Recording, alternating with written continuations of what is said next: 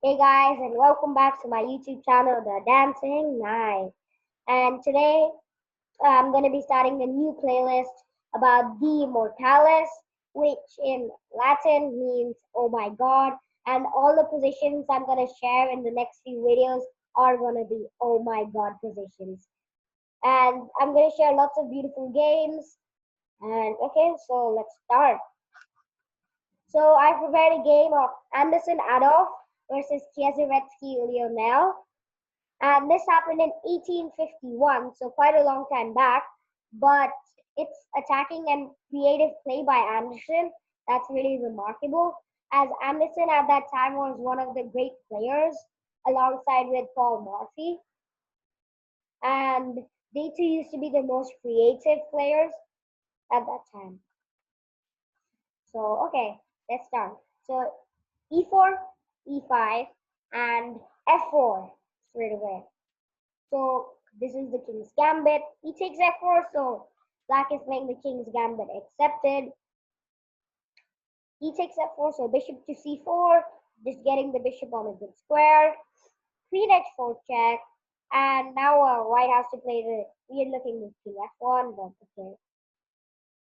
And now black plays a very interesting move to just divert the bishop of the track of the bishop on c4, because the bishop on c4 is doing quite good, attacking f7, and it just plays down a really good square. So black here played b5. So here d6 is normally more commonly played, where d4 happens, or knight f3 happens, or knight c3 happens. There are quite a lot of moves for white and black, and it normally gets into quite attacking positions for white, but black is always like a pawn up, so it's kind of unclear about what is going to happen and who's going to win. But in the game, b5 happened, and now white has to accept that sacrifice.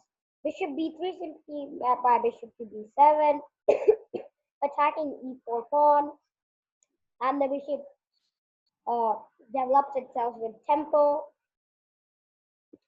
And okay, bishop to d5, you can simply met by c6, bishop b3, and now a5 things are coming, and a4, and black gets lots of space.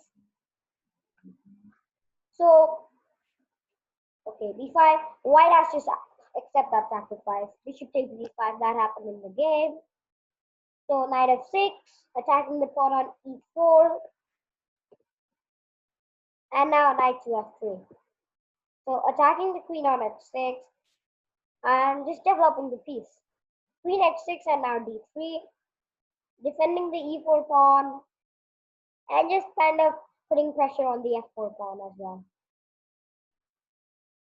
So knight h5, defending the f4 pawn, also one more time, and also threatening knight g3 check. So knight g3 check, let's calculate it. So if it's black's turn to move, knight g3 check, h takes g3, and black can play queen takes h1 check, and black will be a rook for a knight up.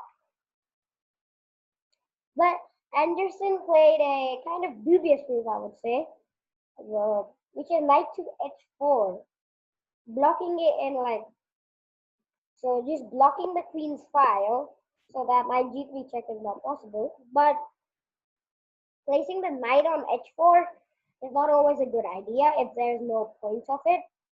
Here, white has a point of playing knight f5, but knight h4 just doesn't seem like a move you normally play. But okay, that happened in the game. Knight h4, queen to g5, and so now white just played knight f5, just centralizing the knight to a really good square. c6, and now g4, attacking the black knights. Knight f6, and now can you find the best move for white?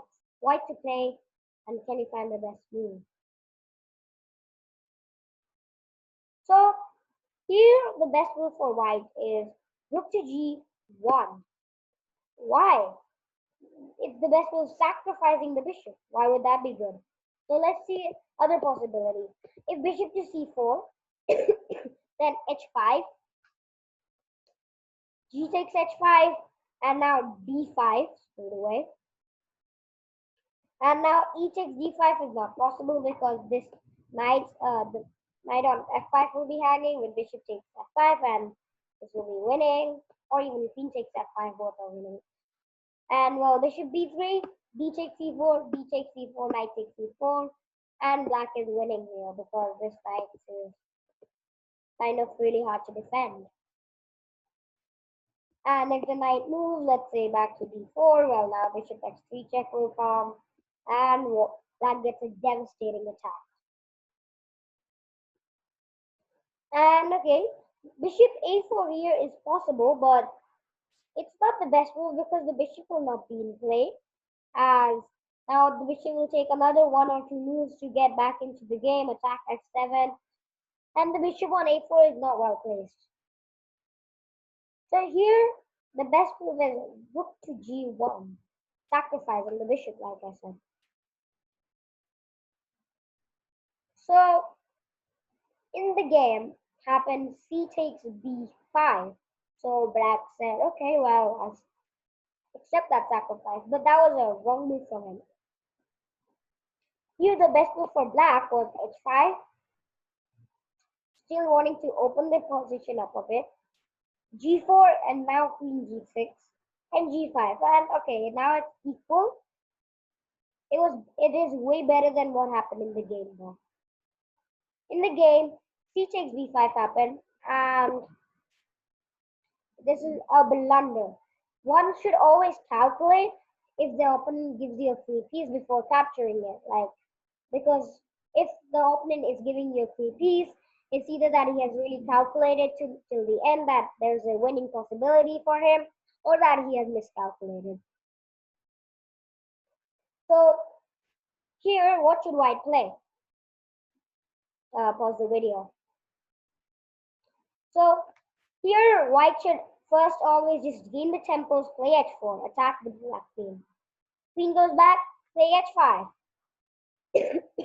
Queen goes back to g5, and it's almost the same position, but now this pawn on h2 has come to this h5. So white just gained 2 extra moves.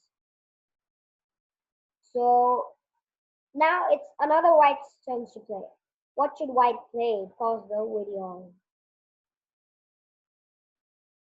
So here, white has to play queen to f3. Why? Because it's simple threat of bishop takes f4. Bishop takes f4, and now guess what? The queen is trapped. It can't go anywhere because of this foolish knight on f6, which is just blocking its way. In the game, happened knight to g8, which is a really weird move, you could say. Knight coming back to g8. Why is the knight going back? Instead, another really good move, which was possible, was bishop to b7, and that is the best move suggested. But why? What happens if white takes on f4? Well, okay, your move. Find the best move for black. How can he save from this lead? Here, black has a brilliant move, knight takes g4.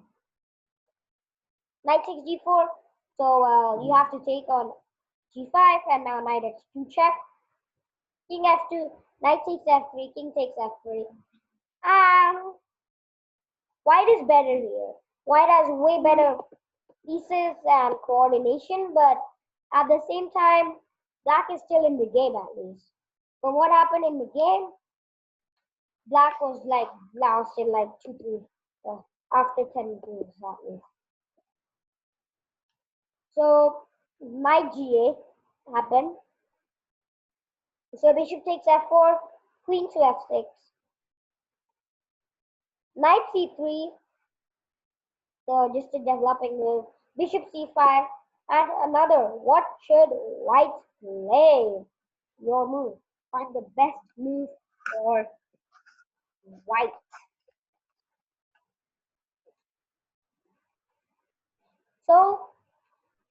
the best move for white is not what happened in the game.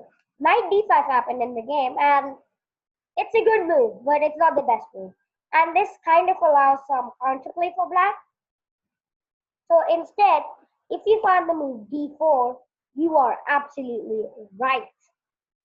So d4 and now, well, queen takes d4 is of course not possible because the knight can capture it. So bishop takes d4 and now knight to d5 now. So queen c6 and simply knight c7 check. And this black king is under serious threats with, well, this rook going, this like diagonals are so weak. This queen can come in the attack anytime. This knight and bishop are so activated. This is simply winning for white. But straight away knight d5 does not work well because, because now the queen has extra space to go to d2 because at that after d4 bishop takes d4 and now knight d5 the queen could not go to d2. And so there is one extra possibility which allows black to get back in the game. So knight d5, queen takes b2 happened. And Anderssen again missed this move. So what should white play? Your move.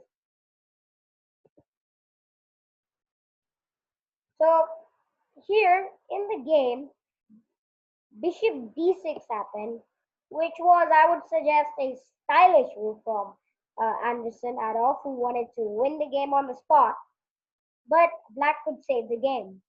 Instead, the best move was rook to e1, where just save the rook first of all.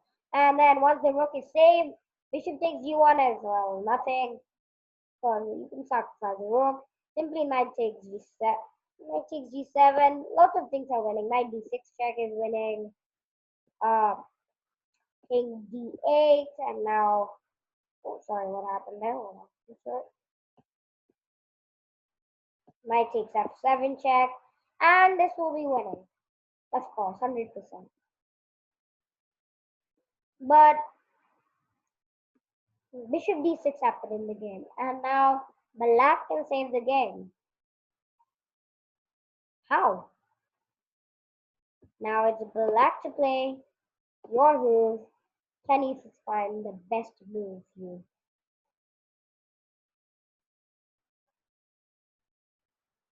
Here, the best move for black is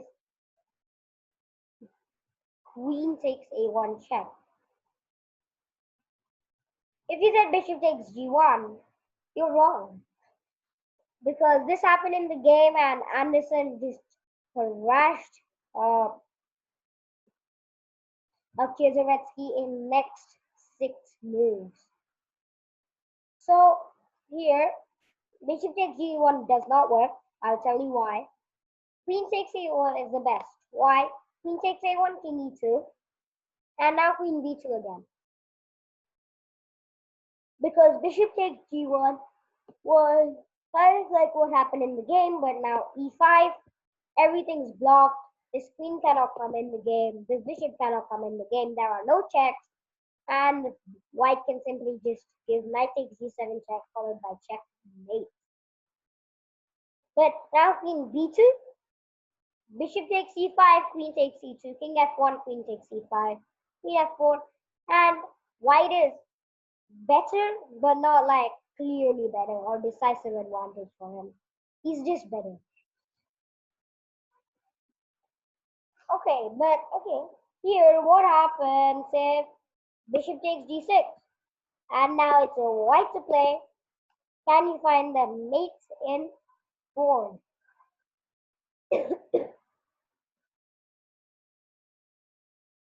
So here the best move is knight takes d6 check, king d8, knight takes f6, f7 check, king e8, knight d6 check, king d8, queen f8, checkmate, game over.